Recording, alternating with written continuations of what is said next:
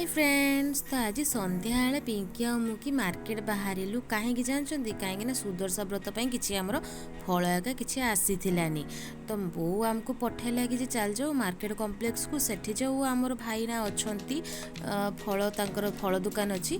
तो आम चली आसलु से कि पूर्वर आम चली आसलु बोर ता मोबाइल नहीं गोटे मोबाइल दुकान को कहीं मोबाइल काच फाटी जाता। मुझे फटाफट सेना भाई की कहली कि भाई टे मोबाइल काच पकई दियो आ सी भी भाई पकईदे शीघ्र। तापर मुझे चली आसली गोटे भाई दुकान में गोटे फल दुकान में। आ ये भाई तो बहुत भल जी कि सब मत भल जिनस ही सजेस्ट करती ड्राई फ्रुट्स भी सजेस्ट करती माँ नहीं जावाई। तापर मुझे किसी फल एका नेली आ ड्राई फ्रुट्स नहीं पलि आसली। तापर पिंकी कहला दीदी दीटा बड़ा नवा कहीं मो हाथ पूरा खाली स्कूल रे मु खाली हाथ जाऊँगी। मुझे चली आसली स्टेसनारी दुकान। तो स्टेसनारी सज तो मो कथा तो बहुत थी मुझे आनलिनी कि पिंकी ना कि बड़ा आनली आ से भाई ना देखिकी पिंकी की कहले ये तो एत मोटा होती कि हाथर चूड़ी माप ही मुझे पाऊनी।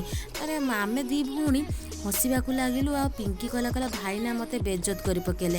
तापर आम बाहरी आसलु टे मार्केट ऊपर को बाहर के आसलु कहीं मत कि पूजा सज नबार थिला। तापर मु चली आसली कि पूजा सज नवापाई कि पिंकी कहला कि दीदी टे हाट छक को टे चल से देखा ठाकुर केमितिका सज होती आ मंडप केमितिका होती लाइटिंग केमितिका दिखाई। तो आम टे चली आसलु देखापी कि भितर को गलुनी कहीं राति जाइला मत घर को जीवार थिला।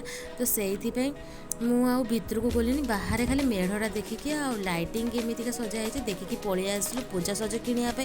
तो पूजा सज किणुकुड़ा सारापर आम भारी पड़ू घर को। तो आज नीलगिरी मार्केट बहुत भिड़ था कहीं सुदर्शा व्रत पर समस्ते फल एका किणा बाहरी थे। तो आज नीलगिरी मार्केट बहुत भिड़ था। तापर आम चली आसलु घर को आ घर को आसला बहुत तार कौन करता ना सबू तार फलमूल खोली खुला कि रखीदेला। आपण मैंने जब मो वीडियो भल लगे निहाती लाइक निहाती करदे।